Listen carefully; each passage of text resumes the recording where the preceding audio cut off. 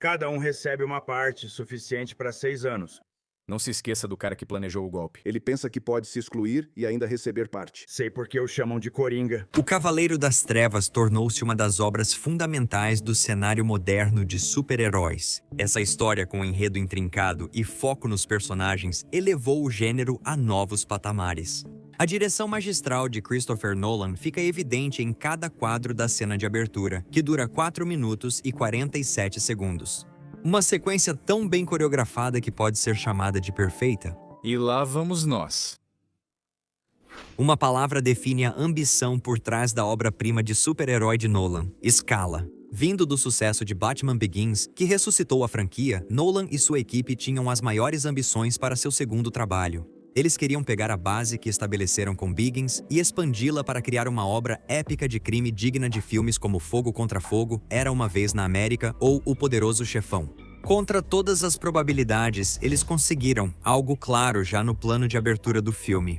Nolan não mediu gastos para trazer uma escala épica ao projeto, tentando algo que nunca havia sido feito antes: filmar sequências inteiras com câmeras IMAX de 35mm. Para quem não sabe, é assim que fica a proporção IMAX de 1,43:1. E é assim que o restante de O Cavaleiro das Trevas fica na proporção widescreen tradicional de 2,39:1. A proporção de tela IMAX tem mais espaço para elementos de composição na parte superior e inferior da tela. Quando Nolan decidiu filmar 28 minutos do filme em IMAX, havia apenas 4 câmeras no mundo capazes de filmar no formato IMAX. Mas ele acreditava que seria absolutamente necessário capturar a sensação de amplitude e o espetáculo visual que ele buscava para transformar o filme em uma obra épica. A cena inicia com 2 criminosos mascarados de palhaço quebrando a janela de um arranha-céu e lançando uma tirolesa para um prédio ao lado. A trilha sonora tensa e a atividade ilegal criam uma atmosfera dramática típica de clássicos filmes de assalto. A cidade de Gotham é sinônimo de crime, e este filme reforça essa ideia logo de cara. Logo passamos para um plano aberto de outro criminoso esperando em uma esquina, segurando uma bolsa esportiva e carregando uma máscara de palhaço. Depois, alternamos entre os criminosos no telhado, que atravessam um grande vão de tirolesa até o telhado do prédio ao lado, e os 3 no caminhão discutindo quantos homens participam do assalto. Descobrimos também que o projeto foi organizado por um gênio do crime chamado o Coringa. Diferente de muitos filmes de super-heróis atuais, repletos de participações, referências e ganchos para o futuro, a menção ao Coringa aqui serve ao personagem de modo distinto. Isso já mostra o Coringa como alguém que vai além do crime de rua. Nolan dirige essa cena de forma soberba. O público compreende a geografia, o número de pessoas envolvidas e suas ações. Isso impressiona ainda mais ao notar que todos os personagens usam praticamente a mesma máscara. Geralmente, closes nos rostos dos atores ajudam o público a identificar cada um. Mas com todos usando o mesmo rosto de palhaço, isso é difícil de conseguir rápido. Nolan confia nas vozes dos atores e na encenação dentro do quadro para comunicar importância ao público. Quando os criminosos deixam o caminhão e entram no banco, focamos no último palhaço com a bolsa de viagem. Sem dar ao homem nenhum outro marcador de identificação ou diálogo, Nolan está reafirmando que o homem e a bolsa são importantes. Quando os criminosos invadem o banco, seguimos com planos amplos e contínuos de Steadicam, trazendo movimento e emoção visual à cena. Isso nos coloca junto com eles, invadindo a instalação. Em seguida, o palhaço da bolsa abre sua bolsa esportiva, revelando que ela está cheia de granadas e explosivos. Quando o caixa do banco aciona o alarme silencioso e os criminosos no telhado percebem que não era para chamar a polícia, e sim uma linha privada, só pode significar uma coisa: crime organizado. Vemos o gerente do banco, interpretado por William Fichtner, com expressão apreensiva. Seguimos o criminoso da bolsa esportiva enquanto ele entrega granadas aos reféns e funcionários do banco. William Fichtner pega uma espingarda de cano cerrado, avança contra os assaltantes do banco e grita: "Sabe onde está roubando? Você e seus amigos já estão mortos."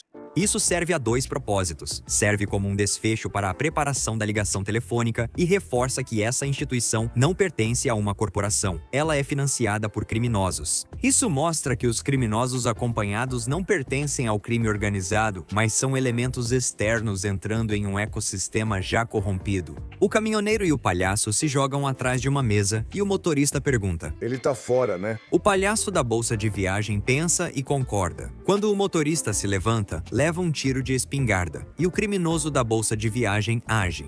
Fica claro que o foco e a ênfase adicionais colocados nesse palhaço nas cenas iniciais tinham um bom motivo. Dizer o número errado de cartuchos que restavam ao gerente do banco foi uma tática dele. Queria que o motorista fosse baleado. Mas por quê? Será que ele age por uma segunda intenção dada pelo Coringa? Cortamos para o cofre onde motorista e criminoso do telhado conversam rapidamente. O criminoso no telhado admite ter matado o colega de tirolesa a mando do Coringa. E o motorista responde: Engraçado, ele me disse algo parecido. Avançamos para depois, quando já haviam carregado milhões de dólares em 9 sacolas. O motorista do caminhão diz: Aposto que o Coringa mandou você me matar assim que a gente carregasse o dinheiro. Ao que o outro bandido responde: Não, eu matei um motorista de ônibus. Isso prepara a cena altamente inesperada e perfeitamente encenada em que um ônibus atravessa a fachada do prédio e mata o motorista do caminhão. Esta é uma adaptação com o tom perfeito das travessuras bobas do Coringa da Era de Prata, mas evoluída para se encaixar no mundo mais realista e pé no chão de Christopher Nolan. A câmera estática serve para acentuar o absurdo desse ato violento. Depois de carregar o ônibus, matar o motorista e interagir com o gerente do banco, o palhaço da bolsa tira a máscara, revelando ser o Coringa. Essa abertura serve tanto como uma introdução ao personagem Coringa, ao mundo de Gotham, quanto a como essas duas peças do quebra-cabeça se encaixam. Para garantir que o público acompanhe, o Coringa é apresentado 3 vezes na cena, 2 visualmente e 1 verbalmente. Isso remete ao alcance com que Nolan trabalha. Ele não dá ao vilão só um plano de destaque. Ele vai construir toda uma cena que funciona tanto como introdução do personagem, introdução do mundo e introdução do filme. Esse prólogo estabelece a ênfase narrativa na coreografia, na ação e no narrador não confiável que é o Coringa. É um indicativo de que, à medida que o filme avança, o Coringa vai orquestrar eventos e manipular várias facções de pessoas. Mostra brilhantemente que o Coringa não é um criminoso distante observando de uma cobertura. Ele é um homem na linha de frente, faz o trabalho sujo com a mesma dedicação com que planejou. Não dá pra confiar em ninguém hoje em dia.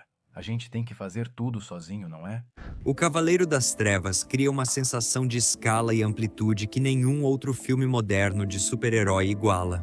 O sucesso narrativo do filme se deve em grande parte ao fato de realmente ter uma cena de abertura, um trecho compacto da história que prende o espectador.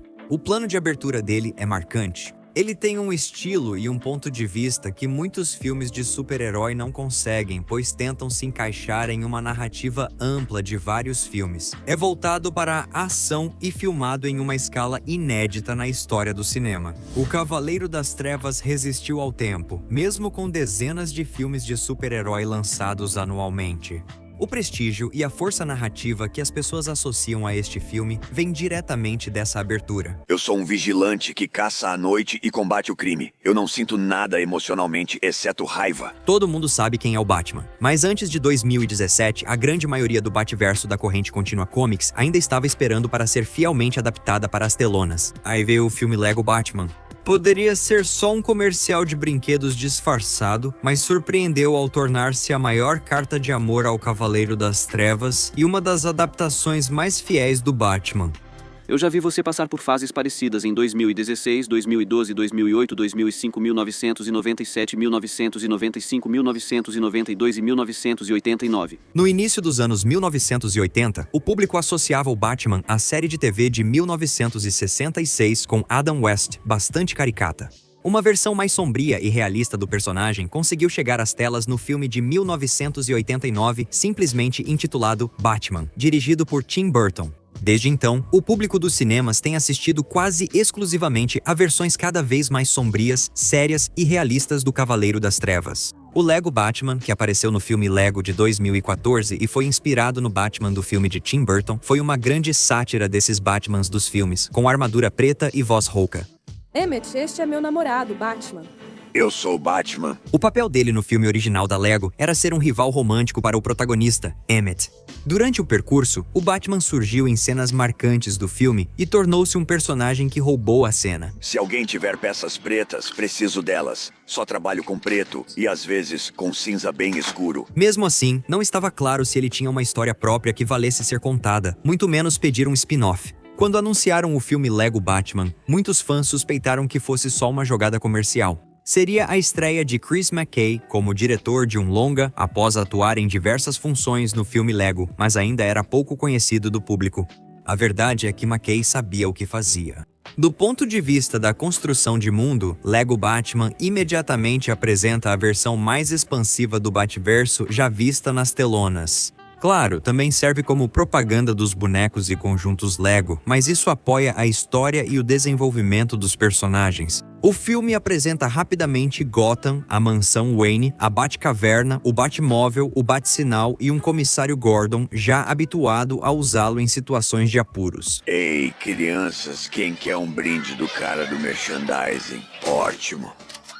Também apresenta logo os principais vilões do Batman: Coringa, Charada, Pinguim, Mulher-Gato e Duas Caras. Isso contrasta com abordagens sérias, que iniciavam com histórias de origem e desenvolviam o mundo do Batman gradualmente em vários filmes. Lego Batman está o mais distante possível de uma história de origem. Ele simplesmente já entra num Batverso totalmente formado, inclusive com muitos dos adversários mais obscuros do Batman. Personagens como Crazy Quilt, Eraser, Polka Dot Man, Mime e Condiment King chegam a fazer aparições. Ok, você está inventando alguns desses? Não, todos eles são reais. Provavelmente vale uma pesquisada no Google. O filme está repleto de easter eggs divertidos e demonstra muito amor por tudo que envolve o Batman. Dado o nível de detalhes, o filme Lego Batman provavelmente já poderia ter se apoiado apenas na nostalgia. Mas, em vez disso, ele também entregou uma das histórias do Batman mais completas e emocionantes já vistas em um filme. A trama é bem simples. Apesar de Batman ser o herói celebrado de Gotham, Bruce Wayne passa a vida triste, sozinho e tentando não pensar em quanto sente falta da família. A vida dele é tão vazia que ele pode andar pela mansão Wayne de roupão e máscara. Não faz diferença, não tem ninguém de quem ele precise esconder seu segredo. Numa noite, ele acidentalmente adota o órfão Dick Grayson e juntos enfrentam o Coringa. Ao longo da aventura, Batman começa a sentir um orgulho paterno por seu novo pupilo, que, claro, se torna o Robin. Enquanto isso, o Coringa se magoa e se indigna porque o Batman não admite que a rivalidade deles é especial. Você não significa nada pra mim. Então ele dá um jeito de ser mandado para a Zona Fantasma, onde recruta monstros de outras franquias, como Sauron, Lord Voldemort, King Kong e vários outros para ajudá-lo a atacar Gotham. A dimensão da ameaça obriga o Batman a enfrentar seus medos. Para vencer a luta, ele precisa se abrir para fazer parte e trabalhar com uma nova família, que inclui Robin, Alfred e a nova comissária de polícia, Bárbara Gordon. Por que fez isso com só um assento? Porque da última vez que olhei, só tinha uma bunda. Mas para salvar Gotham City de cair em um abismo, ele também precisa se unir a todos os seus vilões, o que significa admitir seu relacionamento especial com o Coringa. Chris McKay sempre foi fã de Batman, o que ficou claro em cada quadro do filme. Ele criou uma homenagem emocionante à família escolhida, onde o próprio Batverso reunido acabou se tornando o herói da história. E ele fez isso ao mesmo tempo em que respeitava a mitologia do filme Lego. Se a bomba do Coringa explodisse, essas placas se separariam, lançando cada cidadão de Gotham no abismo eterno que cheira a cueca suja. O público, os críticos e principalmente os fãs do Batman adoraram. O que você está fazendo? Dando um soco no Bunny. Isso foi desnecessário. Lego Batman. O filme parecia uma ideia idiota em teoria, mas na verdade isso acabou sendo seu maior ponto forte. Isso significava que ele não precisava se preocupar em parecer bobo. Ainda não vimos um Robin criança em live action, mas Lego Batman. O filme focou no relacionamento entre Batman e Robin. Sou Ricardo Grayson, mas no orfanato todos me chamam de Dick. Bem, as crianças podem ser cruéis.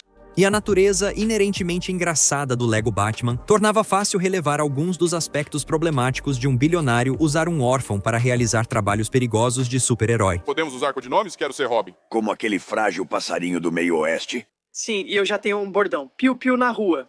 Tô fora. Quando ele recebe permissão para entrar na Batcaverna, sua reação é de puro encanto e êxtase. Batman o coloca em ação por impulso, e ele manda bem nisso de um jeito hilário. Então nunca nos preocupamos com o Lego Robin. Tudo funciona porque o tom do mundo todo é tão bobo.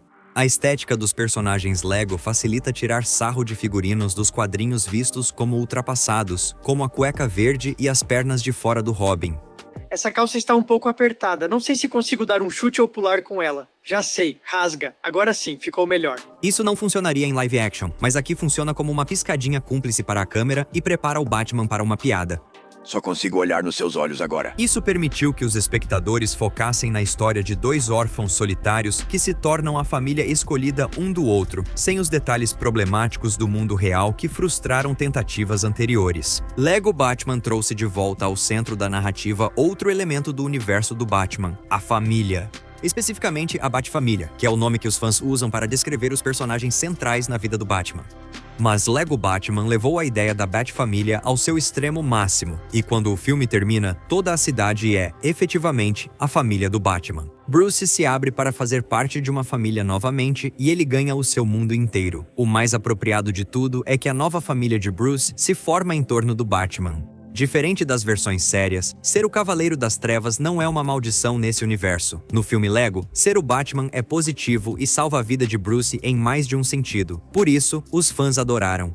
Nos primeiros minutos, o filme revela que o Lego Batman recorda os momentos finais de Batman 89 e do Cavaleiro das Trevas de Nolan. E aquela vez dos 2 barcos? Isso aqui é melhor do que os 2 barcos. Elementos da série do Adam West, como Cabeça de Ovo, Chefe O'Hara e os vilões malucos da Era de Prata, também fazem parte do mundo dele.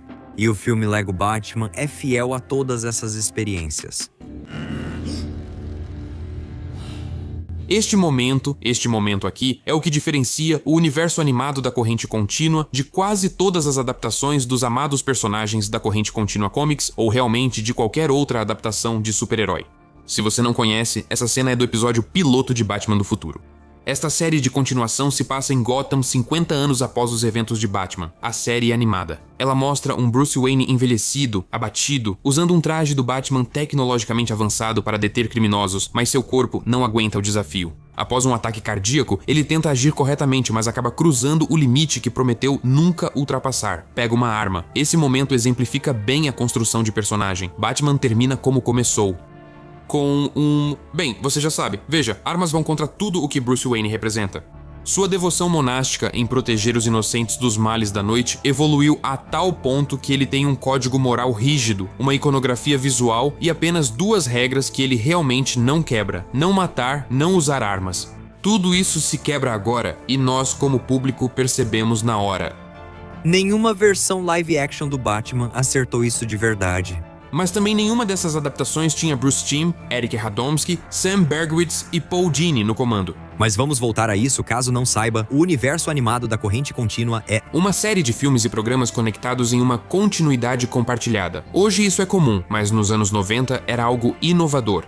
O Decal começou em 5 de setembro de 1992 com a estreia de Batman, a série animada. Acredite, ele existiu até 13 de maio de 2006, quando Liga da Justiça Sem Limites foi cancelada. Se você não conhece essa linha do tempo, é simples. Batman, a série animada. Superman, a série animada. As novas aventuras de Batman e Robin, Batman do Futuro, Projeto Zeta, Super Choque, Liga da Justiça e Liga da Justiça Sem Limites estão todas lá. Incluía os filmes Batman, A Máscara do Fantasma, Batman e Mr. Freeze, Abaixo de Zero, Batman, O Mistério da Mulher Morcego, Superman, Brainiac Ataca e Batman do Futuro, O Retorno do Coringa. Não se preocupe se não lembrar de todos. Esse conjunto de filmes e séries criou um dos universos de super-heróis mais complexos para as telas, fazendo isso uma década antes da popularização dos universos cinematográficos interligados. Porque tudo isso te lembra alguma coisa, não lembra? O DCL meio que lembra o MCU ou o Arrowverse, mas ao mesmo tempo definitivamente não lembra o DCL. Simplificando, o Decal deveria ter sido o modelo tanto para o MCU, mas mais importante ainda, para o DCL. O mais frustrante é que a Warner Bros. Poderia ter contratado os criadores do universo animado para guiar o universo cinematográfico da corrente contínua, ajudando a moldar o que já tinham feito antes. Eles simplesmente optaram por não fazer isso. Então vamos nos aprofundar um pouco mais. Vamos examinar o que há de tão incrível no DCAU, quais atributos em comum ele compartilha com o MCU e o DCU, e também onde tudo pode dar errado. Vamos analisar o que o universo cinematográfico da corrente contínua poderia ter feito diferente. Se você conhece a história dos quadrinhos, sabe que os universos Marvel e corrente contínua foram construídos gradualmente e de forma orgânica. Action Comics número 1 e Detective Comics número 27 não ocorriam no mesmo universo originalmente. Vamos detalhar isso, então tenha paciência. Depois que a National Publications percebeu o que estava funcionando, eles investiram mais na ideia de personagens com capa e, eventualmente, colocaram todos esses personagens juntos em uma equipe. A mesma coisa aconteceu com a Marvel. Stan e Jack já criavam quadrinhos para a Timely, depois Marvel, bem antes do Quarteto Fantástico número 1 de 1962. Depois que começaram esse projeto, o sucesso atraiu mais sucesso e o universo Marvel se expandiu. Avançando cerca de 30 anos, o DCAU também surgiu sem plano para transformar Batman, a série animada, em um universo. O sucesso foi tanto que surgiram novas oportunidades de contar histórias, aproveitadas pelos criadores. O MCU foi desenvolvido de forma similar. A Marvel começou a pensar em um universo interligado de franquias após o ex-executivo da Toy Biz, responsável por adaptações da empresa, adquirir os direitos do Homem de Ferro. A Marvel decidiu lançar um estúdio de cinema, adaptando sua própria propriedade intelectual em filmes de longa-metragem. Aproveitando o sucesso da série X-Men da Fox e das franquias do Homem-Aranha da Sony, aquelas do Sam Raimi, eles seguiram em frente. As duas primeiras produções desse universo cinematográfico nascente seriam no verão de 2008 Homem de Ferro com Robert Downey Jr. e o Incrível Hulk com Edward Norton. Ambos os filmes foram sólidas histórias de origem. Eles tinham a intenção de preparar os personagens para aventuras contínuas e, bem, em um dos casos, eles conseguiram. Após o sucesso retumbante de Homem de Ferro e o estranho pseudo-não-fracasso de Hulk, em 5 de maio de 2008, a Marvel Studios anunciou filmes do Capitão América, Thor e Homem de Ferro, dois todos conectados e culminando em um filme dos Vingadores. Se você pensar bem, é parecido com a estrutura do DCAU, que aconteceu uma década antes. Inicie com peças individuais, desenvolva-as organicamente e permita que evoluam para algo maior, como Liga da Justiça Sem Limites. Na Warner Brothers, do outro lado da rua, a corrente contínua Comics enfrentava momentos turbulentos. Após o sucesso do MCU, a Warner Brothers decidiu criar seu próprio universo cinematográfico. No entanto, sentindo que estavam atrasados, eles não seguiram o modelo que tanto o DCAU havia inaugurado, nem queriam parecer que estavam imitando o MCU. Então, optaram pelo contrário, grandes filmes de equipe seguidos de derivados. O lançamento seria Justice League Mortal. Isso mesmo, o primeiro filme do universo Corrente Contínua se chamaria Justice League Mortal. Mostraria os 7 grandes se unindo para impedir Maxwell Lord, magnata do fast food e entusiasta do controle mental, de dominar a Terra. Em seguida, surgiria uma rede de filmes solo de super-heróis a partir desse filme, o oposto do esperado. O projeto teria direção de George Miller, de Mad Max. No entanto, apesar de ter avançado bastante na pré-produção, com todo o elenco escolhido e tudo pronto para filmar na Austrália, o projeto foi engavetado no último minuto devido à crise financeira. A Corrente Contínua mudou de rumo tentando copiar a Marvel, mas nem tudo saiu como esperado. A proposta era um filme solo do Superman. O filme teria o mesmo título de uma sequência de longa gestação de Superman, O Retorno, de Bryan Singer, mas seria dirigido por Zack Snyder. O filme acabou sendo lançado e teve um sucesso modesto nas bilheteiras, mas de forma alguma foi um grande sucesso como qualquer um dos filmes do MCU. Assim, os executivos da Warner Bros. Fizeram o que executivos fazem de melhor. Entraram em pânico e decidiram que precisavam usar as armas pesadas imediatamente. Eles não tinham tempo para esperar estabelecer todos os personagens solo em seus próprios filmes e, você sabe, desenvolver os personagens. Eles precisavam colocar as propriedades intelectuais altamente reconhecíveis em destaque imediatamente. Isso resultou em versões apressadas e mal planejadas de Batman vs Superman, A Origem da Justiça, adaptação livre de O Retorno do Cavaleiro das Trevas e A Morte do Superman, um esquadrão suicida muito reeditado e agora Liga da Justiça. Todos sabemos o que aconteceu ali. Eles produziriam Aquaman, Shazam, Mulher Maravilha e Aves de Rapina. Então, agora que temos uma visão geral do MCU em contraste com o DCU, que está sempre se reajustando, vamos analisar por que a Warner não seguiu o modelo do que eles já haviam realizado literalmente nos 15 anos anteriores. Lembra desse momento do Batman segurando a arma? Esse momento resume tudo sobre o Batman e mostra o fim de seu arco, destacando a diferença essencial. Batman do futuro trata de passar o manto à próxima geração. Tudo o que Bruce Timm, Eric Adamski e os outros veteranos do DCAU fizeram partiu desses detalhes essenciais como ponto de partida para esses personagens, algo que o MCU tem de sobra. E para deixar claro, nem todo filme do MCU é ótimo. O MCU, em geral, não é necessariamente incrível, mas estruturalmente falando, é difícil argumentar que o MCU não acertou em alguma coisa.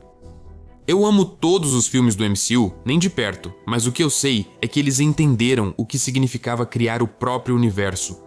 Às vezes, piadas e brincadeiras fazem esses personagens parecerem iguais, mas eles compreendem profundamente o que faz cada um funcionar, na maioria das vezes. Veja como Eric Radomski criou o visual e a atmosfera de Batman, a série animada. Todos os cenários eram feitos em papel preto para destacar as sombras como marca de Gotham. Essa escolha estética vem diretamente do personagem Bruce Wayne. O fato de o estilo predominante ser Dark Deco, ou seja, Art Deco gótico, também vem da história do Batman. Ele é um personagem antigo e atemporal. A estética do desenho mistura computadores, telefones, zeppelins e rádios antigos.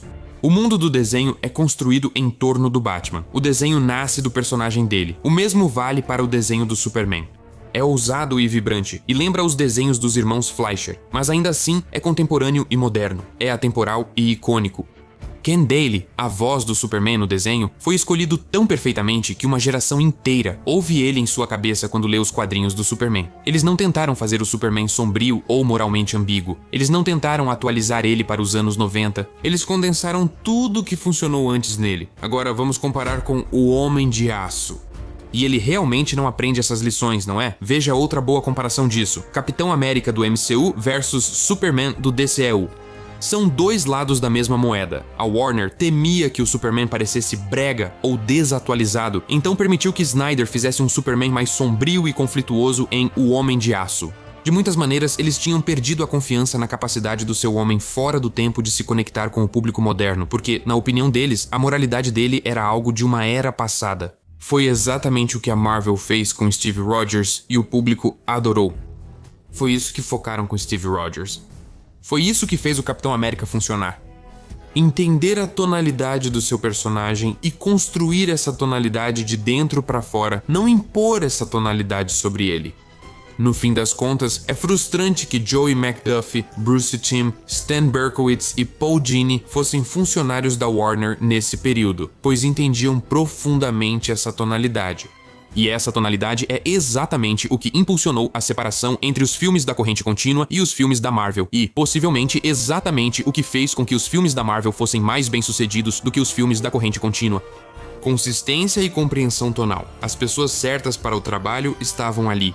Mesmo que eles tivessem sido apenas os produtores executivos guiando as coisas ao longo do caminho, eles certamente entendiam esses personagens melhor do que, bem, talvez Zack Snyder. E isso não é uma crítica ao Zack Snyder. Ele é um cineasta visual incrível, mas ser um bom cineasta não te dá a experiência que esses homens que construíram esses mundos icônicos, tinham. Então por que eles não estavam envolvidos? Bem, por alguns motivos. Política, dinheiro e visão são os principais motivos. Porém, o mais importante é que eles nunca foram considerados, pois a animação não é vista como culturalmente relevante como o cinema live action ou a televisão. Animação é para crianças, live action para adultos. Chefes da Warner Bros. Buscavam diretores e roteiristas renomados, mesmo que alguns nem fossem fãs do material original. O episódio final da segunda temporada de Liga da Justiça Sem Limites, Epílogo, é uma das melhores histórias do Batman. Se você ainda precisa se convencer de que a equipe do DCAL teria arrasado nisso, este é o exemplo mais claro. Mas, infelizmente, não era pra ser, mas isso não importa porque o DCAL ainda existe e é fantástico. Um vigilante bilionário sombrio, uma galeria de vilões coloridos e uma cidade que precisa de um salvador. Esses são os elementos essenciais que compõem uma boa história do Batman. Algumas das melhores histórias do Batman já contadas foram em Batman, a série animada. Não só elevou o personagem Batman e seu vasto elenco de apoio a patamares inéditos, como também redefiniu o que a animação infantil poderia alcançar. O que nos leva à pergunta: qual é o episódio perfeito de Batman, a série animada? Que tal um episódio que, em vez de focar no próprio Cavaleiro das Trevas, foca principalmente em sua galeria de vilões? Batman, a série animada, é sem dúvida a versão definitiva do maior detetive do mundo. Após dezenas de filmes, animações, séries, muitos videogames e mais de 80 anos de quadrinhos, essa não é uma afirmação fácil de fazer. E ainda assim, isso já é uma verdade amplamente aceita. Sua atmosfera sombria, personagens bem trabalhados, clima atemporal e escrita brilhante resistiram ao teste do tempo. A série é hoje ainda mais respeitada do que em sua marcante estreia no início dos anos 1990. O que diferencia Batman, a série animada da legião de outras adaptações do Cavaleiro das Trevas? Tudo se resume a dois homens, Eric Radomski e Bruce Timm. Esses dois novatos da indústria de animação estavam trabalhando na Warner Brothers no final dos anos 1980. Após o sucesso de Batman de Tim Burton em 1989, os chefes decidiram criar um desenho animado do Batman para as manhãs de sábado, reforçando o personagem no mercado de animação infantil. No entanto, o que poderia ter sido uma execução clichê e brega de um personagem de quadrinhos foi transformado graças ao pensamento inovador e à direção de arte de Eric Radomski, aliados à dedicação de Bruce Timm em tratar o material original com reverência e seriedade, formando uma combinação vencedora. O tom maduro, o trabalho com os personagens e a execução estilosa foram logo aclamados como inovadores. O episódio que é amplamente considerado o mais querido é Coração de Gelo. O episódio recontextualizou um dos vilões veteranos menos populares, o Sr. Frio, transformando-o em um personagem trágico e digno de empatia. A série reescreveu sua origem, renovou o visual com um novo design de personagem criado por Mike Mignola, criador de Hellboy, e consolidou o programa como destaque na animação diurna. Esse episódio chegou a ganhar um Emmy diurno por roteiro excepcional em animação. Porém, não é dele que vamos falar hoje. Vamos dar uma olhada em um episódio subestimado que demonstra um entendimento perfeito do que faz o Batman e sua galeria de vilões funcionarem. Vamos falar sobre Quase Peguei Ele. O episódio em questão, número 35 da primeira temporada, acompanha 5 dos vilões do Batman, enquanto eles se sentam em volta de uma mesa em um salão de sinuca enfumaçado em algum lugar de Gotham e jogam cartas juntos. O episódio alterna entre as perspectivas deles enquanto relatam várias vezes em que, entre aspas, quase o pegaram. Ninguém chegou mais perto de acabar com o Batman do que eu. Já no cartela de abertura, percebe-se que o episódio será especial. A música de jazz sensual que começa não é a tradicional peça orquestral grandiosa baseada em metais ou violinos, influenciada por Danny Elfman. É uma peça mais lenta, mais sombria e íntima, que imediatamente define o tom do episódio. Quase Pegaram Ele, e vários episódios marcantes da série foram escritos por Paul Dini e dirigidos por Eric Radomski, dois dos principais criadores por trás das câmeras, assumindo um episódio de high concept da série. Você já sabe que vai ser bom desde o começo. Quero um jogo limpo, cavalheiros. O episódio inicia com vilões jogando pôquer. Encontramo-los no meio da conversa, em medias res. Duas Caras está dizendo: Eu não acho que seja só um cara. Os outros vilões na mesa, Pinguim, Crocodilo, Coringa e Era Venenosa, todos têm suas suspeitas sobre quem ou o que está por trás do capuz. Os diálogos e respostas dos personagens estão perfeitos. Mesmo lendo apenas as falas no papel, sem dublagem ou contexto, ainda seria fácil identificar quem é quem pela sintaxe e pelos temas abordados. É um texto brilhante. Dini reforça a cada fala. Foco nos personagens. Esse é o objetivo deste episódio. Cada vilão revezava contando como quase matou o cruzado encapuzado. Era Venenosa relata sobre um campo de abóboras venenosas onde Batman quase desmaiou. Porém, no último instante, ele usou o controle remoto do Batmóvel para frustrar o plano dela e se salvar. Duas Caras conta uma história sobre roubar a Casa da Moeda de Gotham. Claro, ele estava roubando $2 milhões em notas de $2 com a ajuda de uma gangue de capangas apelidada de Gangue das 2 toneladas. Gangue. Segue-se uma luta rápida, com Batman tentando detê-los, sendo capturado, amarrado à moeda gigante da Batcaverna, escapando e impedindo-os no clássico estilo Dick Sprang. Killer Croc diz ter sido quem mais chegou perto de matar o Batman. Eu joguei uma pedra nele. O que é uma fala perfeitamente condizente com o personagem, porque a versão do Killer Croc em Batman, a série animada, não é um artista de circo incompreendido como nos quadrinhos, ele é só um idiota.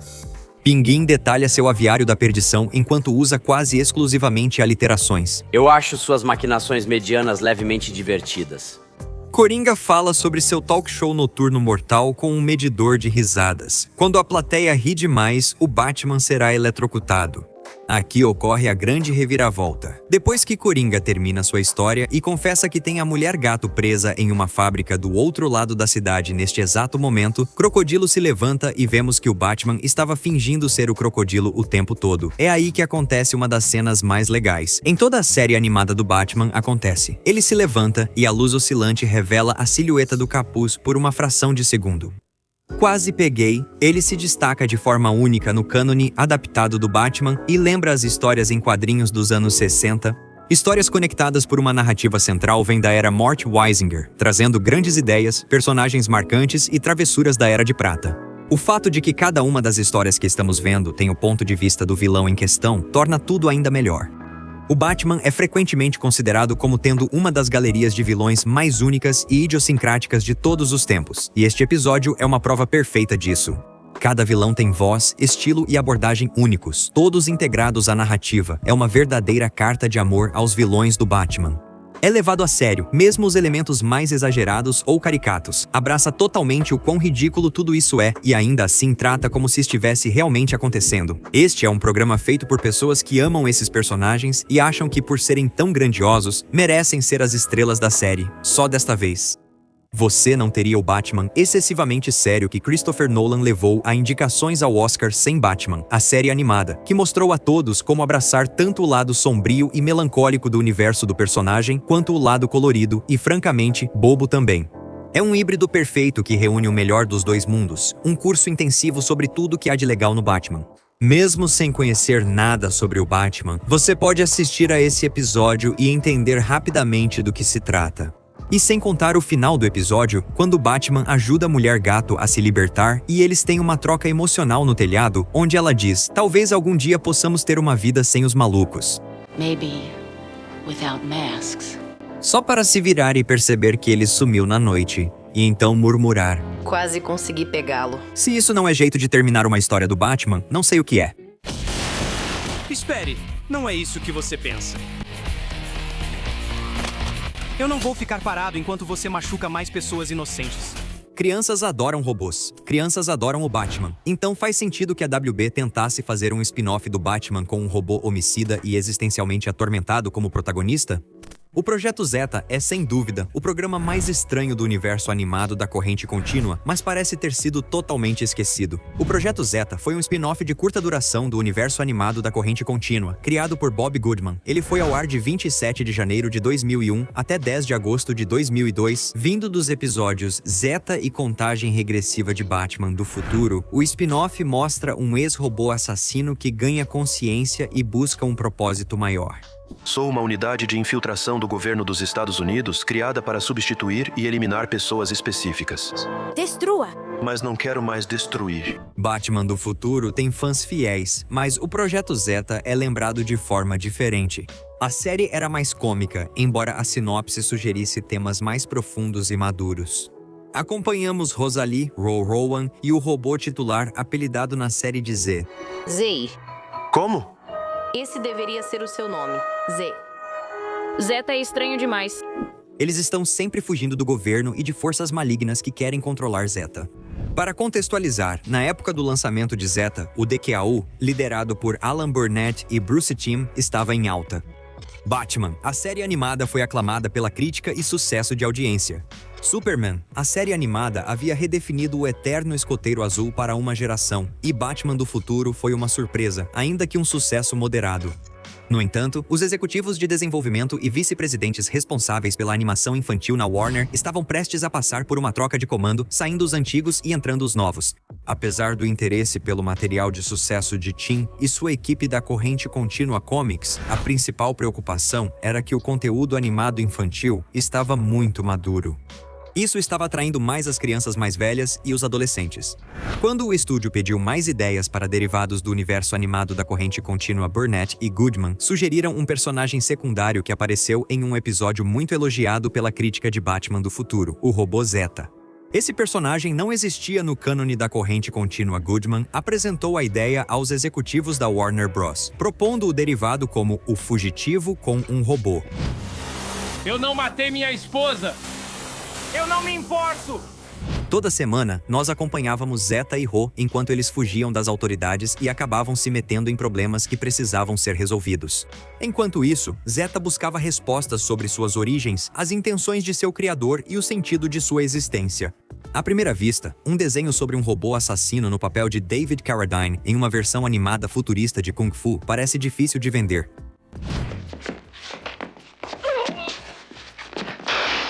Mas foi exatamente o oposto. Goodman vendeu a ideia na hora e eles rapidamente começaram a trabalhar em sua nova saga de androide cyberpunk. Hoje, o desenho foi praticamente esquecido.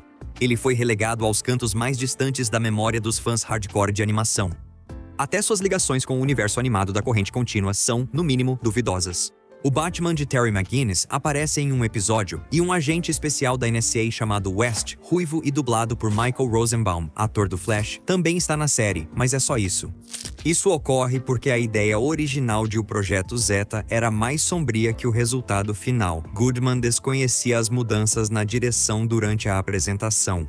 Ele queria ultrapassar os limites de um desenho animado infantil exibido durante o dia na TV e mostrar Zeta lutando com suas tendências assassinas internas. Ele queria que Ro, jovem parceira de Zeta, vivesse sempre em perigo. Devido à proximidade dela com um androide assassino, ele queria que o desenho tratasse de solidão existencial, luto e culpa. Ele queria que o desenho mostrasse o que aconteceria se uma arma acordasse e decidisse não machucar mais ninguém. Aquela coisa quer matar a gente. Ela só está seguindo sua programação. Foi isso que disseram sobre você. Esses rascunhos iniciais do programa nunca apareceram. Goodman se inspirou na obra inacabada de Gene Roddenberry, The Questor Tapes, sobre um robô buscando seu criador, e na série de TV do Incrível Hulk dos anos 1970 para criar as narrativas de Zeta. No entanto, grande parte dessas influências criativas se perdeu, pois o Projeto Zeta não contou com muitos dos criadores veteranos de outras séries do DCAU. Normalmente, a equipe de bastidores se mantinha de uma série para outra. Muitos dos mesmos diretores, artistas de storyboard e revisores participaram de todas as séries do DCAU. Por conta da coincidência de agendas e da vontade dos executivos da Kids WB de inovar, quase ninguém das equipes de Batman do futuro, Superman, Super Choque ou Batman participou dos visuais de Zeta, e isso fica evidente. Apesar de muitos roteiristas terem migrado de outras séries para Zeta, o programa recebeu a ordem de deixar tudo mais infantil para atrair diretamente o público altamente lucrativo de 6 a 11 anos. Vários diretores e artistas de storyboard de Zeta vieram de Pink e o Cérebro e Animaniacs, com a experiente produtora e diretora Liz Holtzman liderando o projeto. O problema era que o estilo de arte refinado de Bruce Timm, já dominado por outros programas, foi muito difícil para os principais artistas de comédia. Isso deixou o programa com uma sensação desajeitada. A arte não combinava com o universo, e as histórias eram um pouco imaturas. Desculpe mesmo. Deixa que eu pego isso. O que você está fazendo? Me desculpe. Estou tentando ajudar. E tentando ir além das suas capacidades, a série parecia estar lutando para encontrar seu ritmo durante a maior parte das suas 2 temporadas. As principais diferenças entre como Zeta e o resto do DCAU se relacionam são o fato de que Zeta é principalmente uma série de comédia com um núcleo dramático. Isso nunca foi problema nas outras séries, que sempre souberam o que eram: aventura, romance gótico ou confronto de super-heróis ao estilo Titãs. Elas sempre tinham uma opinião clara e concisa sobre o assunto. Mas Zeta parecia não ser nenhuma coisa nem outra. É um programa engraçado para crianças, mas o personagem principal é um assassino fugindo da polícia. Os personagens em Zeta parecem pouco desenvolvidos. Os antagonistas principais são agentes da NSA. Tentam retratá-los como personagens complexos, não apenas militaristas ou patrióticos, mas essa profundidade nunca funciona como a série precisava. Eles estavam em desvantagem devido às exigências de faixa etária da Kids WB. Ao assistir, percebe-se que há uma versão dessas histórias com questões morais profundas para discussão. Questiona policiamento, violência social e natureza da ciência. No entanto, o que se vê na maioria das vezes são piadas baratas e comédia pastelão. Te peguei. Corta. A cena foi arruinada. O que você está fazendo? Até os personagens de Ro e Z também estão mal desenvolvidos. A série prioriza mostrar Ro como uma personagem feminina corajosa e conectá-la ao público feminino, em vez de torná-la realmente complexa ou com nuances. Além disso, a caracterização do relacionamento de Z e Ro é superficial. Ele é existencialmente atormentado e fala baixo. Ela é animada e meio sarcástica. Mas é só isso. Não há desenvolvimento real no desenho, principalmente por ser para crianças pequenas. Mas isso é o que torna o resto do DCAU tão forte. As caracterizações são perfeitas. Mesmo quando eles estavam apenas fazendo desenhos para crianças, as versões animadas do Batman e do Superman são tão icônicas quanto, se não mais icônicas do que, suas contrapartes em live action. Da escrita à aparência dos personagens, eles são estilosos e facilmente reconhecíveis. Até a estética visual do desenho parece menos interessante que a dos outros programas. Pense na Neo Gotham chuvosa e sombria de Batman do futuro, ou no estilo Dark Deco de Batman, a série animada, ou até mesmo no futuro retrô otimista de Superman. E então, olhe para isso. Dia, cafeteria, subúrbio, tudo retratado no estilo menos interessante possível. Não há nenhum senso de drama ou tensão no ambiente. O design de cenário não tem personalidade como nos outros desenhos. O Projeto Zeta foi cancelado após 2 temporadas. Diferente de Batman do Futuro ou Super Choque, ele nunca foi reintegrado ou trazido de volta em histórias futuras do universo animado da corrente contínua. A série ocupa um lugar muito estranho no cânone do universo animado da corrente contínua, pois é o último programa cronologicamente dentro do corrente contínua AU. O fim de Projeto Zeta é o fim da linha do tempo animada da corrente contínua. E ainda assim, raramente é referenciado ou reconhecido pelas outras produções desse universo compartilhado, e os fãs agem de forma semelhante. Existe um certo carinho, baseado puramente no fato de a série ser justamente isso, uma anomalia. No entanto, isso não vai além disso. Talvez por isso o Projeto Zeta seja o derivado de Batman do futuro de que ninguém se lembra. Batman Bruce Wayne Batman, ou vocês já se conhecem? Agora não. Em um mundo antes do MCU, o DCAU era a joia da coroa das adaptações de super-heróis, e Liga da Justiça Sem Limites parecia ser o melhor que poderíamos ter. No episódio final da 2ª temporada de Liga da Justiça Sem Limites, a série trouxe sua reviravolta mais insana. Querida, Bruce não substituiu seu DNA pelo dele. Fui eu quem fez isso. O universo animado da corrente contínua começou em 1992 com o episódio inaugural de Batman, a série animada Asas de Couro, e continuou até o episódio final de Liga da Justiça Sem Limites, na 3ª temporada. Com 8 séries de TV, vários filmes lançados diretamente em DVD e um lançamento nos cinemas, o universo animado da corrente contínua foi uma conquista monumental na mídia de super-heróis. Liga da Justiça é talvez a melhor série desse cânone. Originalmente formatada como uma série de prestígio com episódios de 1 hora, focando nos 7 grandes, a série foi então reiniciada após sua 2ª temporada como um programa de meia hora. Com ênfase em um elenco muito maior, histórias com ritmo mais acelerado e uma construção de mundo que o universo animado da corrente contínua nunca tinha visto antes. Mesmo assim, como nos quadrinhos, Liga da Justiça não escapou de muitos defeitos e clichês de outras obras do gênero. Esta história é o melhor exemplo de um retcon que, ao mesmo tempo, é a coisa mais estranha e imprevisível do universo animado da corrente contínua e talvez seu maior golpe de genialidade. Hoje, vamos analisar o episódio 13 da 2ª temporada de Liga da Justiça Sem Limites, Epílogo. O principal fator que torna Epílogo um final de temporada estranho é ser mais uma história do Batman do futuro do que da Liga da Justiça. O Batman de Terry McGinnis apareceu em vários episódios da Liga da Justiça, principalmente em histórias de viagem no tempo, como no final em 2 partes da 1ª temporada de Liga da Justiça Sem Limites. Mas o desenho nunca insere Terry no elenco, o que torna tudo mais estranho. Quando o episódio Epílogo mostra Terry McGinnis, de 31 anos, invadindo a casa da misteriosa agente do governo Amanda Waller para fazer a ela algumas perguntas muito importantes. Ele quer saber por que o DNA dele é idêntico ao de Bruce Wayne. Ele quer saber por que ele é um clone.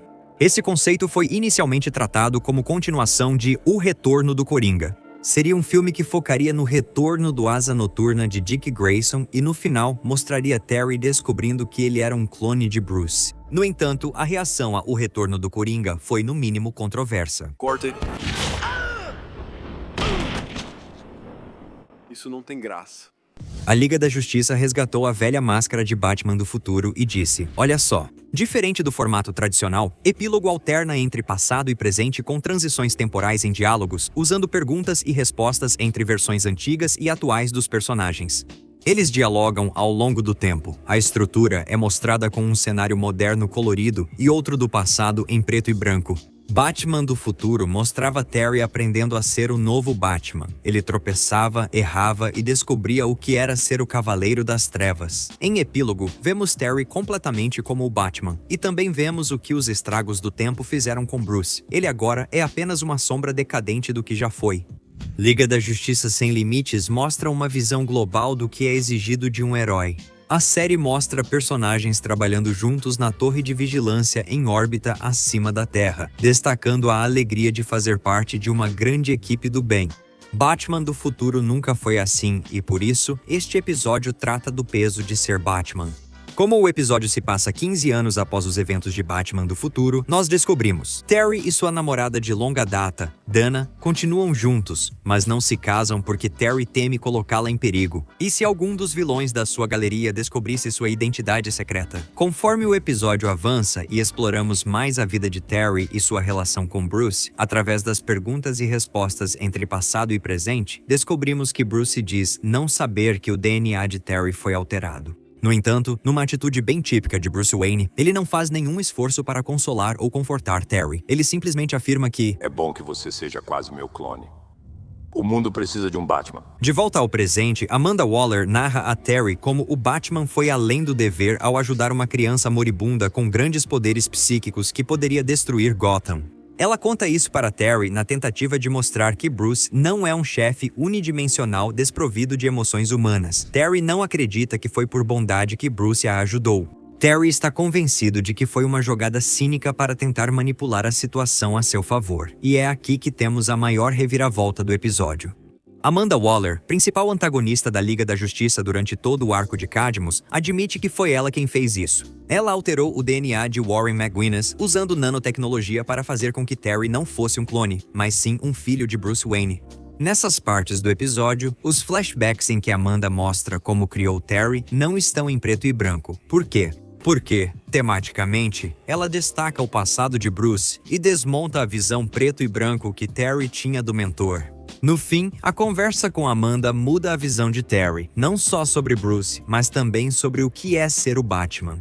Sim, o mundo sempre precisará de um Batman, mas isso não precisa ser uma maldição. Pode ter o significado que cada um quiser. Cabe a Terry decidir o que esse destino vai ser. O Batman foi a espinha dorsal do Decal. Ele foi uma figura central durante toda a sua existência. Então, esse episódio, epílogo, em um nível temático, serve como uma coda para todo o universo. Ele foi feito para servir como um marco final para mais de uma década de trabalho, o que torna ainda mais arriscado o fato de McDuffie, Tim e Reba terem escolhido fazer isso com um retcon. Eles decidiram expandir um personagem já querido, na esperança de transformá-lo em algo ainda maior. Mas, com esse novo contexto, será que não exageraram? Os fãs poderiam reagir negativamente e impactar o legado da série? A ideia de Terry inicialmente achar que é um clone do Bruce, mas depois perceber que é seu herdeiro reflete bem esse discurso da vida real. Além disso, o fardo que ele recebeu ao assumir o manto do Batman é visto como uma maldição, mas na verdade é um presente. Isso é um comentário metatextual sobre todo o Decal. Batman do futuro foi criado inicialmente com uma intenção comercial clara de ser um clone metafórico de Batman, a série animada, acompanhando o Bruce jovem. Exigência dos executivos da Warner Bros. Como Batman não combatia o crime na adolescência, Bruce Timm sugeriu ambientar a história no futuro, com Bruce mais velho orientando um novo Batman jovem. Para isso, o suposto final de Liga da Justiça Sem Limites focar no Terry assumindo o papel de Batman do seu jeito é algo lindo. É um comentário meta sobre o próximo estágio do universo animado da corrente contínua da Liga da Justiça e do Batman. Um estágio que nunca veremos, mas que está cheio de promessas. É o desfecho perfeito para todo o universo animado da corrente contínua. Isso é simbolizado pelas cenas finais do episódio. Terry segura uma aliança e pergunta a Dana se ainda tem um encontro naquela semana. Quando ela concorda, percebemos que ele será o Batman sem a sombra do Bruce. Sabemos que ele está escolhendo ser um Batman que mantém conexões humanas. Em seguida, vemos cenas que refletem as de Asas de Couro. Batman voando pela cidade, e então um policial dizendo: "Você viu aquilo?" Tudo isso acontece porque Amanda Waller dá ao Terry a frase impactante que o põe nessa trajetória. Quer ter uma vida um pouco melhor que a do velho? Cuide das pessoas que te amam. Essa é a chave emocional de tudo neste episódio. Liga da Justiça Sem Limites é considerada uma das melhores séries de histórias de super-heróis já feitas. E Epílogo talvez seja a melhor história criada durante a exibição do desenho, o que é ainda mais impressionante porque não utiliza nenhum dos personagens principais do elenco. Desde seus temas de autodefinição e análise do passado, até a emoção de ver o ponto mais distante da linha do tempo do DCAU e o que Bruce e Amanda, já idosos, estão fazendo, o episódio entrega em vários níveis, mas sempre faz você se perguntar uma questão central. Será que Terry vai conseguir abraçar um modo de vida melhor do que seu antecessor? Talvez sim, talvez não. Mas o fato de ele estar tentando, isso é o que realmente importa. Entre no carro. Essa foi uma manobra muito perigosa. A maioria via Robert Pattinson assim, mas um verdadeiro galã não se deixa abater. O jovem ator, que virou um ícone sexual para uma geração, se reinventou em filmes independentes aclamados e grandes produções, tornando-se um dos maiores astros do mundo. O filme responsável por esse renascimento explosivo de carreira pode te surpreender. Se eu não posso mudar as coisas aqui, se eu não posso fazer diferença, então não me importo com o que aconteça comigo. Todo grande artista precisa seguir dois caminhos simultaneamente. Um leva à realização artística e o outro à viabilidade comercial. Às vezes, essas estradas seguem juntas, mas na maioria das vezes são opostas. Esse dilema é enfrentado por todos os artistas. No entanto, poucos fizeram isso de uma maneira tão incomum quanto Robert Pattinson. Ele inicialmente ganhou destaque cultural ao interpretar Cedric Diggory no filme de 2005 O Cálice de Fogo. Claro, ele apareceu em papéis coadjuvantes e pequenos projetos quando criança, mas foi o palco que Harry Potter lhe proporcionou que fez todos prestarem atenção nele. Por um instante pensei que você deixaria aquilo me pegar. Por um momento eu também achei. Só em 2008, 3 anos depois, Pattinson teve sua grande chance como Edward Cullen na série Crepúsculo. Produzido com um orçamento de 37 milhões de dólares, o filme arrecadou mais de 400 milhões de dólares na bilheteria e impulsionou Kristen Stewart, Taylor Lautner e Pattinson ao estrelato internacional. Mesmo mantendo-se no cinema independente com projetos como Poucas Cinzas, Amor e Desconfiança e Água para Elefantes, foi Crepúsculo que ocupou grande parte da carreira de Pattinson nos 5 anos seguintes. De Lua Nova a Eclipse até o final em 2 partes, Amanhecer, a franquia consolidou Pattinson como um galã adolescente, vampiro brilhante e um ator sem expressão. Nesse momento, Pattinson era quase uma piada cultural. Eu sou Robert Pattinson. Quando algo me incomoda, às vezes subo na minha árvorezinha. Os filmes de Crepúsculo eram desprezados por grande parte do público de cinema, e Pattinson fez uma escolha clara de carreira, buscando projetos mais ousados artisticamente. Durante as turnês de imprensa de Crepúsculo, Pattinson deixou claro que não gostava da franquia, dos personagens, nem da escrita de Stephenie Meyer. Muita coisa no mundo de Crepúsculo não faz sentido. Por que eles ainda vão para o ensino médio? Ele queria projetos menores, focados nos personagens, que permitissem explorar áreas mais gratificantes artisticamente. E quando você tem os milhões de dólares que a franquia Crepúsculo rendeu para ele, você pode fazer isso. Em 2014, ele teve 2 projetos lançados, um faroeste futurista chamado The Rover e Maps to the Stars, um filme satírico sobre Hollywood dirigido por David Cronenberg, sendo este último vencedor da Palma de Ouro no Festival de Cannes daquele ano. De repente, Pattinson deixou de ser só um rosto bonito de uma franquia adolescente de vampiros. Ele era alguém que tinha uma presença artística de verdade, e alguém que as produções independentes podiam escalar, pois tinha reconhecimento suficiente para realmente conseguir financiamento para seus projetos. Isso aí é uma combinação vencedora. Ele foi aceito no mainstream? Não. Entre os grandes da indústria, ele reforçava sua reputação e demonstrava suas habilidades. Em rápida sucessão, Pattinson fez Rainha do Deserto, Life e o um pouco mais caro Z, A Cidade Perdida, onde ele deixou a barba crescer e perdeu 16 quilos para seu papel coadjuvante. Porém, foi seu próximo filme, o neo-noir Bom Comportamento, que realmente reinventou a imagem de Pattinson e lhe deu o impulso necessário. Você é incrível, entendeu? É sério. Vocês poderiam ter feito isso sem você estar ao meu lado sendo forte. Não. Você me entende? Como prova da paixão e vontade de Pattinson em se reinventar após Crepúsculo, a forma como ele entrou em Bom Comportamento é bem incomum. Numa noite, navegando na internet, o jovem astro viu uma imagem de um filme inédito chamado Heaven Knows What, o que chamou sua atenção. Ele procurou os diretores sem conhecer seus trabalhos e sugeriu parceria. Costumo ficar obcecado com as pessoas com quem quero trabalhar. Na época, os irmãos Safdie tentavam fazer um filme sobre o Distrito dos Diamantes em Nova York, que depois virou Joias Brutas. No entanto, quando Pattinson entrou em contato com eles, eles rapidamente perceberam que precisavam escrever algo especificamente para ele. E eu disse, quero fazer o que vocês estiverem fazendo a seguir, eu quero participar. E me lembro de Josh dizendo, você está falando sério? Porque eu terei um roteiro em 6 semanas.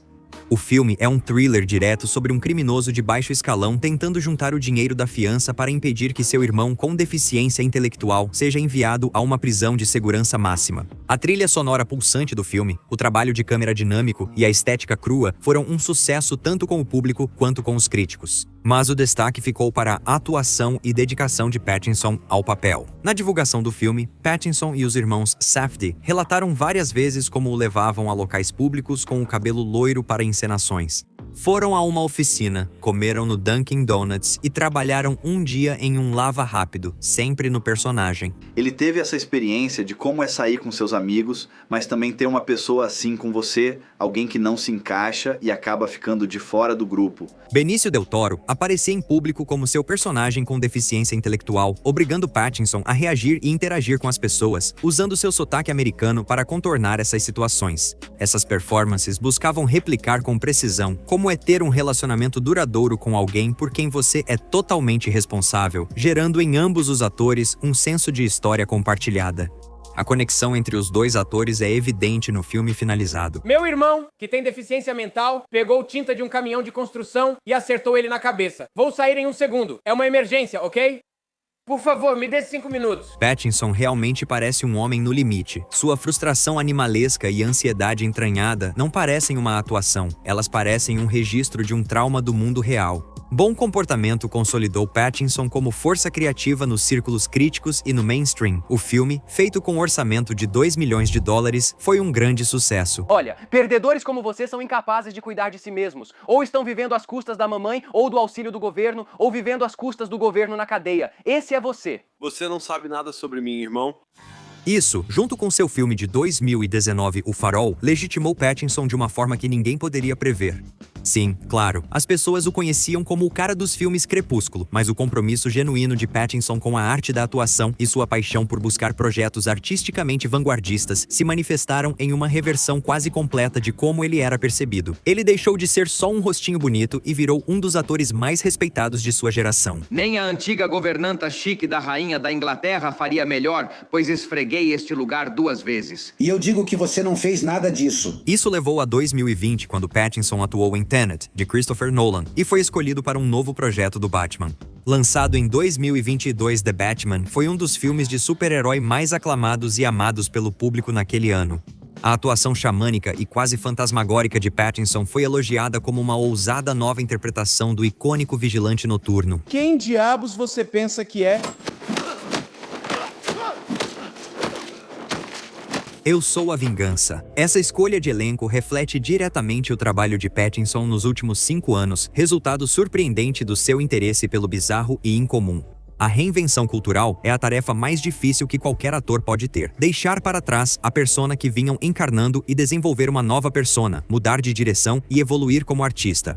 Pouquíssimas pessoas criativas conseguem manifestar isso em suas carreiras, ainda mais quando você está no auge do sucesso financeiro e poderia facilmente continuar ganhando dinheiro com o mesmo tipo de papel e nunca mais precisar trabalhar na vida. Mas não foi isso que Pattinson fez. Ele escolheu seguir pelos 2 caminhos, estar atento às realidades comerciais do seu trabalho, mas nunca deixar que elas ditassem suas decisões artísticas. O que aconteceu com a sua voz? O que aconteceu com a minha voz? Te ouvi perto da ponte. Sei reconhecer voz de garota.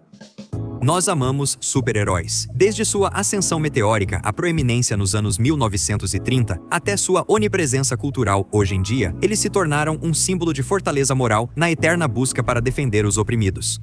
E, no entanto, recentemente tem havido uma homogeneidade palpável, especificamente na maneira como eles falam. Então, por que todos os super-heróis soam iguais? Você está tirando sarro de mim? Ele tenta me copiar. Você imita o Homem-Deus. Superman, Batman, Blade, Homem-Aranha e os X-Men. As adaptações desses personagens para o cinema forneceram a base cultural sobre a qual a Casa das Ideias construiu o MCU. Apesar do sucesso das adaptações de quadrinhos nos anos 2000, Homem de Ferro, 2008, foi o primeiro a dar a um super-herói uma personalidade excêntrica, engraçada e sarcástica. Os roteiristas creditados do filme são Mark Fergus, Hawk Ostby, Art Markham e Matt Holloway. Porém, Robert Downey Jr. e Jon Favreau usaram o roteiro de Homem de Ferro de forma incomum como base para a improvisação e não para seguir fielmente. Grandes partes do filme foram improvisadas no dia pelo diretor e protagonista. Isso deu ao filme um ritmo de diálogo naturalista e hiperestilizado. O mais importante, era engraçado. Se me molhar de novo sem eu estar pegando fogo, vou te doar para City College. Isso parece o caminho óbvio agora, já que é quase um requisito do gênero. Mas em 2008, isso foi uma verdadeira mudança, e uma que se provaria extremamente bem-sucedida para todos os envolvidos. Michael Keaton, antes comediante, não foi engraçado como Batman. Demolidor, Motoqueiro Fantasma, Mulher Gato, nenhum desses filmes é engraçado, só se for de tanto rir deles. A maior inovação de Homem de Ferro e do MCU para o gênero foi adotar uma abordagem de piada por minuto ao material original. Como fazer o público se encantar por personagens obscuros como o Cavaleiro da Lua? Torne-os engraçados e carismáticos. Ela disse que preciso de um traje. A armadura cerimonial do templo de Khonshu, não o Coronel Sanders psicopata. Os filmes do MCU são basicamente construídos em cima de personagens trocando piadas, mas esse jeito de fazer os super-heróis falarem em tom de provocação e brincadeira vem lá de trás, dos quadrinhos. É difícil exagerar o efeito que Brian Bendis teve na forma dos quadrinhos no início dos anos 2000. Ele inovou na narrativa descomprimida e deu um olhar humano a personagens estagnados há décadas. Começando em Demolidor, alias Ultimate Homem-Aranha, e seguindo por Novos Vingadores e Invasão Secreta, Bendis tornou super-heróis tradicionais mais humanos, especialmente pelos diálogos. A principal inspiração criativa de Bendis foi David Mamet. O dramaturgo e roteirista por trás de Glengarry Glen Ross e Ronin é reconhecido por seu ouvido para diálogos, longos monólogos e tiques verbais hiperespecíficos. A, B, C. Sempre fecha a venda. Sempre fecha a venda. Bendis usou esses clichês e seu amor por histórias policiais e de gênero para criar um jeito de construir histórias de super-heróis sem rival nos últimos 30 anos. Ele adora longos trechos de diálogo onde os personagens fazem perguntas uns aos outros rapidamente. Ele gosta de trocas rápidas e curtas, e especificamente, ele adora piadas. O DNA dele está presente em todos os filmes da Marvel, sem falar no fato de que ele foi um dos membros fundadores do Comitê Criativo da Marvel, que era um clube fechado de roteiristas de quadrinhos que a Marvel contratou para consultar em todos os projetos de filmes, tentando torná-los o mais precisos possível. À medida que a primeira fase do universo Marvel ganhava força, surgiu a pergunta inevitável: quem vai dirigir os Vingadores? Por que diabos eu deveria seguir suas ordens? Preciso de homens nesses prédios. Buscavam alguém com talento para personagens, paixão pela Marvel e habilidade para adaptar roteiros ao cinema. E então, a Marvel contratou Joss Whedon. Assim como Bendis, Whedon se destacou por seu forte senso de caracterização e ênfase em diálogos rápidos e ágeis, que normalmente eram repletos de referências à cultura pop. Conhecido por criar Buffy, a Caça-Vampiros, Whedon também trabalhou na fase de Astonishing X-Men premiada com o prêmio Eisner. Fã de longa data dos personagens em questão, Whedon foi responsável por pegar o que Favreau havia estabelecido com Downey Jr. e levar ainda mais longe. Ele destacou o Capitão como o homem fora do tempo, o sarcasmo do Stark e o humor das interações entre os Vingadores. Os Vingadores foi um grande sucesso, e a Marvel firmou contrato exclusivo com Whedon para escrever, desenvolver e atuar como consultor em todos os seus projetos nos 3 anos seguintes. Essa fase terminou quando Era de Ultron teve desempenho inferior e Whedon se sentiu prejudicado pelo estúdio. Bem, na verdade ele é o chefe. Eu só pago por tudo e projeto tudo e... faço todo mundo parecer mais legal. Nessa época, a Marvel já era um gigante, e todos tentavam seguir a onda ou se rebelar contra o status quo que ela estabelecia. A primeira fase do DCU, orquestrada por Zack Snyder, foi diretamente em oposição ao MCU, que era mais brilhante e acessível. Ela tentava ser uma abordagem mais realista e adulta dos super-heróis, também buscava valorizar a gravidade em vez do timing cômico. Em teoria, isso poderia ter funcionado como uma alternativa, mas na prática, acabou se tornando outra coisa. Quais são seus superpoderes? Eu sou rico. O que nos leva à Liga da Justiça, que foi um teste para ver se uma abordagem única funcionaria no diálogo e execução dos personagens. Joss Whedon assumiu a reescrita e refilmagem de partes de Liga da Justiça após a saída forçada de Zack Snyder. Por isso, há momentos como este. Ai, com certeza tem algo sangrando. Olha, não precisamos relembrar isso. Liga da Justiça não foi bem recebida. A principal consequência foi a Warner querer se afastar de temas sombrios, exceto em projetos como Coringa ou Batman, e adotar um tom mais acessível e grandioso em seu universo cinematográfico principal. Shazam, Aquaman e outros enfatizam uma abordagem estilística que se aproxima mais do estilo da Marvel de contar histórias, ou seja, com piadas. Cada um vai ter uma opinião sobre se a Warner está realmente replicando a fórmula mágica da Marvel, mas esse problema também é algo com que os quadrinhos lutam, especialmente quando um novo roteirista é promovido para o nível A-list, podendo assumir vários títulos e não tendo tempo para desenvolver abordagens únicas para suas versões. No fim, a solução mais fácil e genérica prevalece, e todos os personagens falam do mesmo jeito. Na fase dos X-Men aclamada pela crítica e dos Novos Vingadores do Bendis, vários personagens usam palavras em Yiddish ou expressões que não combinam com suas personalidades. Os fãs já disseram que todos os personagens do Bendis soam iguais. Todos fazem piadas e têm diálogos rápidos. O Wolverine não faz piadas, a menos que seja o Bendis escrevendo ele, que é exatamente o que aconteceu nos filmes de super-heróis. Antes tínhamos o arquétipo do herói firme e do alívio cômico destemido, e agora só temos o herói sarcástico que faz piadas às custas dos outros personagens. Acho que você exagera um pouco. Você deve estar muito envergonhado! Atualmente, ser super-herói exige ser engraçado. Estamos chegando a um ponto de ruptura cultural com a mídia de super-heróis, e não tem como evitar isso. A questão é que literalmente bilhões de dólares estão envolvidos em instrumentalizar essas histórias para hipercomercializá-las. As versões mais bem-sucedidas financeiramente dos personagens compartilham uma característica: preferência por diálogos espirituosos e trocas rápidas. O único problema é que essa fórmula já está velha. Então, o que vem a seguir?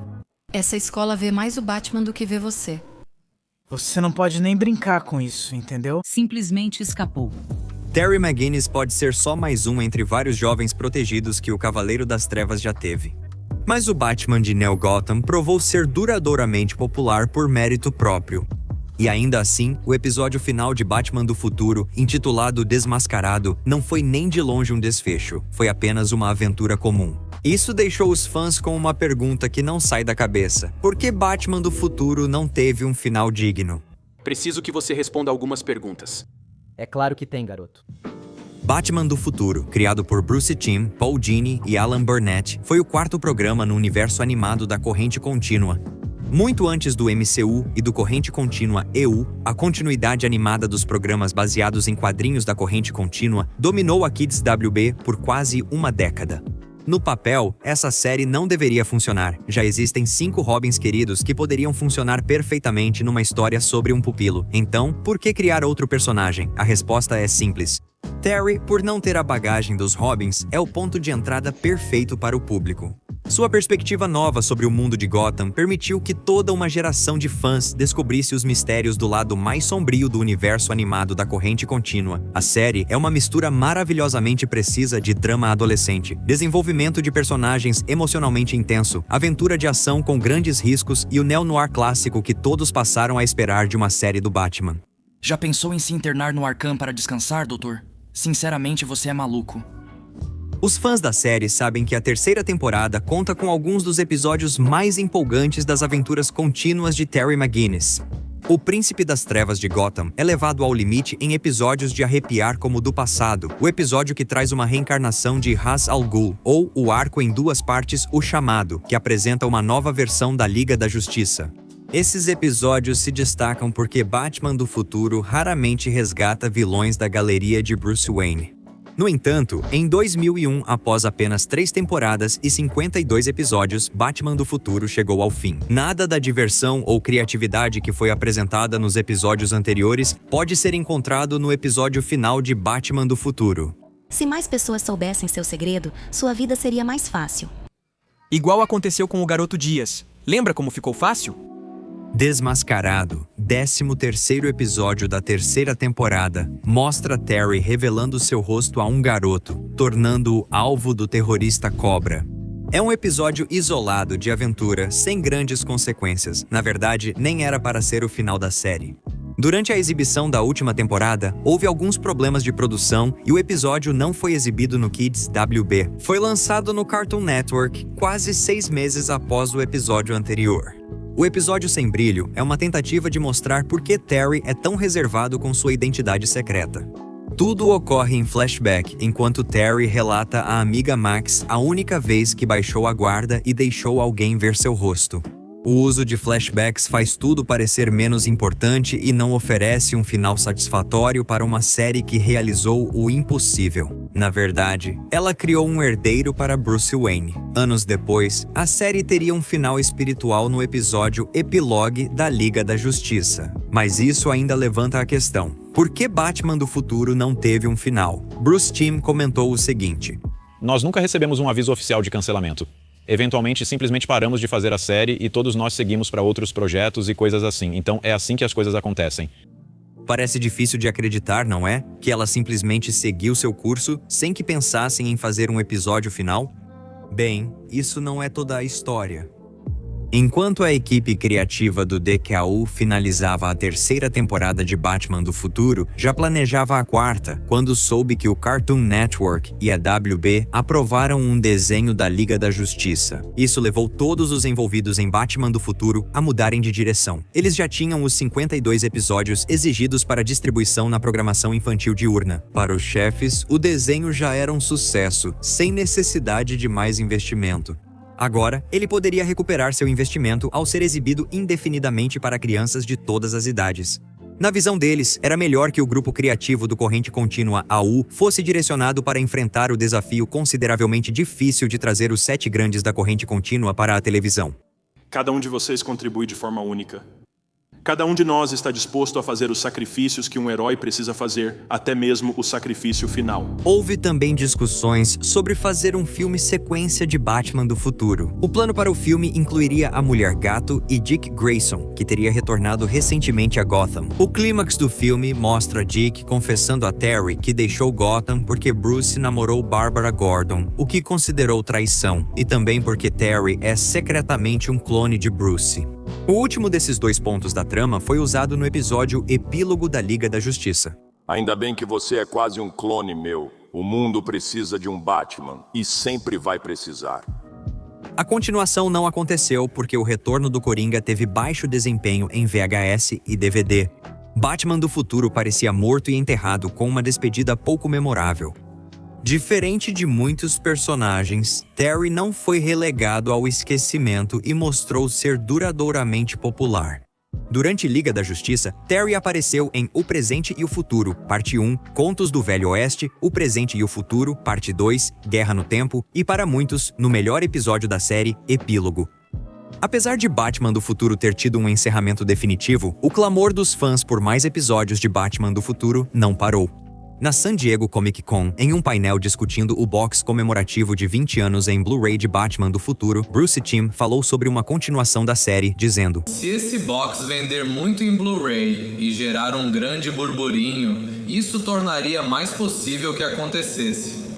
Já faz alguns anos desde que Bruce Timm disse isso e ainda não houve nenhum avanço, apesar dos constantes rumores de um filme live-action de Batman do Futuro surgindo em algum lugar dentro dos planos mais amplos do universo Corrente Contínua.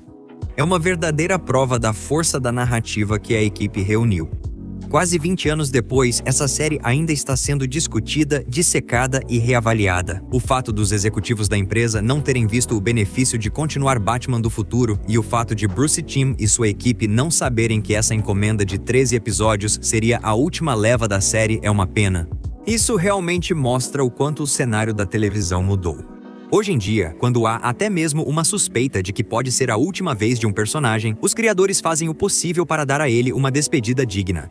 Os verdadeiros heróis são eles que têm que continuar em frente. Então siga em frente. O que começou como uma tentativa descarada de ganhar dinheiro ao tentar atrair um público mais jovem com um Batman no ensino médio, acabou se tornando um dos pilares do universo moderno da Corrente Contínua.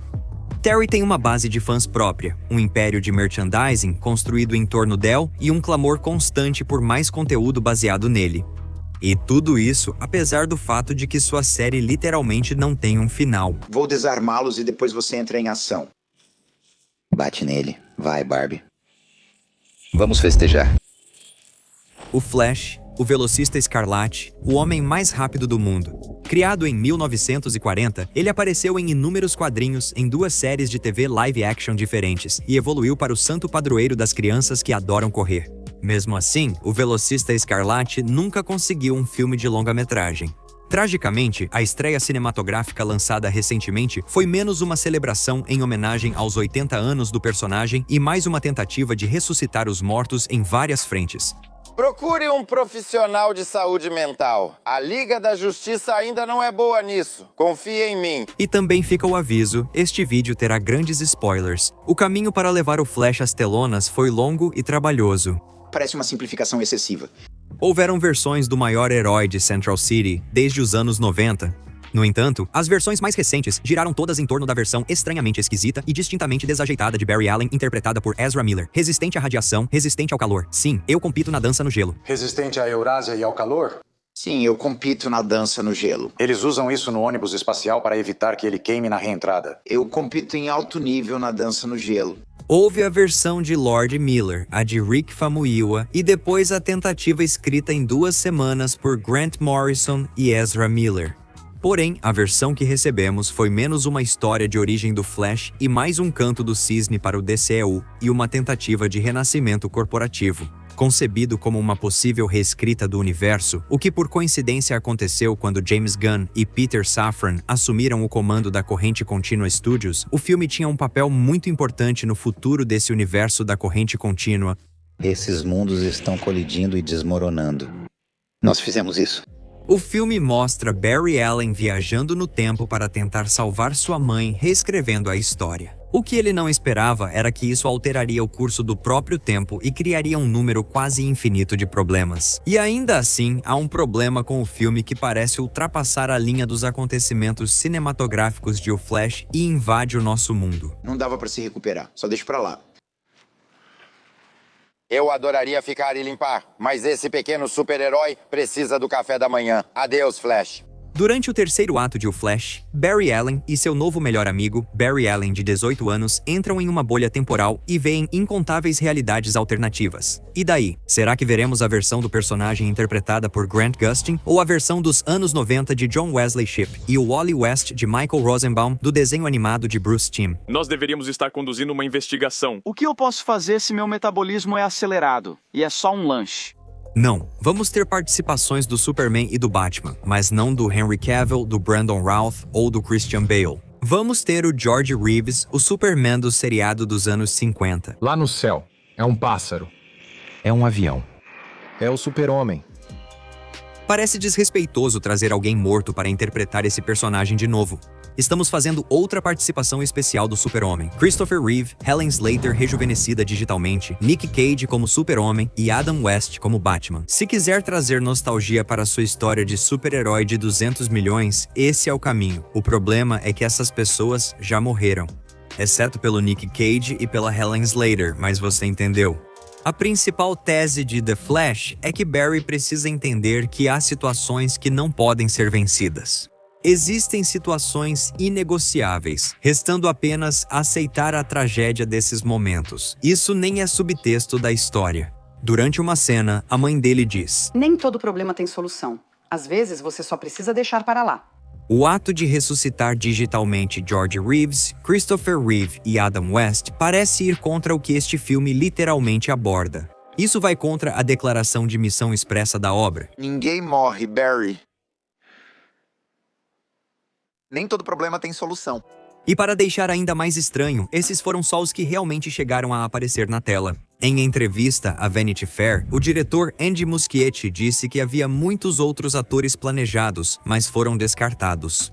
Jor-El de Marlon Brando, Coringa de César Romero e Pinguim de Burgess Meredith, entre outros. Novamente, de acordo com o diretor, as participações especiais que aparecem no filme foram todas feitas de maneira legal e com as devidas permissões. Ao falar a James Hader, Muschietti afirmou que, sendo personagens da corrente contínua, tudo era permitido. Fiz uma longa lista de super-heróis que amo e gostaria de ver. Isso gera uma pergunta simples. Quem está permitindo isso? George Reeves morreu possivelmente por um ferimento auto-infligido ou talvez em uma briga com o faz-tudo do estúdio Ed Mannix em 1959. Relatos e opiniões variam. Reeves enfrentou conflitos após viver o Superman e sentia-se preso ao personagem.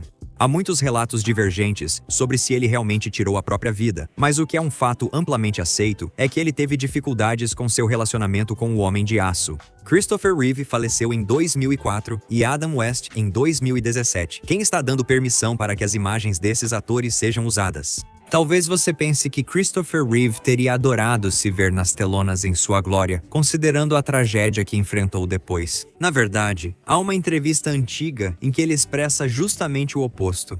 Os grandes estúdios pegam o que faturou 100 milhões no mercado interno no ano passado, retomam os ingredientes principais e tentam espremer isso mais algumas vezes. Claro, a qualidade vai diminuindo a cada repetição. Acho que ele não ia querer que usassem a imagem dele assim, né? Para deixar a história ainda mais confusa, o Flash apresenta uma versão do Flash da Era de Prata, Jay Garrick. A versão do personagem nos cinemas se parece muito com a versão interpretada pelo ator Ted Sears na série de TV dos velocistas da CW. Quando perguntado sobre uma participação especial no filme, Sears disse: "Diziam que eu estava no novo filme do Flash, mas lembraria se tivesse feito um grande filme da Corrente Contínua Studios. Assustador, não? Mas a questão é, onde traçamos o limite?" Quando ressuscitar grandes ícones do cinema e torná-los marionetes digitais para uma plateia infantilizada e encantada, que só busca alívio das dificuldades da vida, se torna imoral? Barry, isso é inevitável. Podemos tentar 1 milhão de vezes e não vamos conseguir consertar. Não importa o que a gente faça, este mundo morre. Como podemos entender o simples fato de que a impermanência da vida é justamente o que lhe dá sentido? Como cultura, parece que estamos lidando com o luto e o trauma dos últimos anos por meio da popularidade dos filmes de multiverso. Todos nós parecemos estar suspensos em uma vida governada por "e se" ou o que poderia ter acontecido. Essas criações animadas por computador, já decadentes, exemplificam como nossa cultura anseia por passados e futuros que nunca existiram. No entanto, o aspecto mais perturbador dessa tendência é que, com o advento do cenário de inteligência artificial em rápida evolução, estamos definitivamente prestes a ver ainda mais disso. Isso não é um caso isolado ou de mau gosto de um estúdio de cinema. Esse será o futuro. Eles querem enfiar a mão no caixa de novo e sair com um punhado de ouro, e nem sempre querem investir o que é necessário para garantir a qualidade. Logo teremos grandes blockbusters com ícones digitalmente rejuvenescidos e ressuscitados de outras eras do cinema. Garanta seu ingresso para Superman, reboot que será anunciado com Christopher Reeve digitalmente ressuscitado. Um filme estranhamente familiar, com uma sensação difusa de déjà vu. Desligue o celular e apenas pare de pensar. Deixar a mamãe ir. Ela sempre estará viva em algum lugar no tempo. Sempre. Não é pra nós.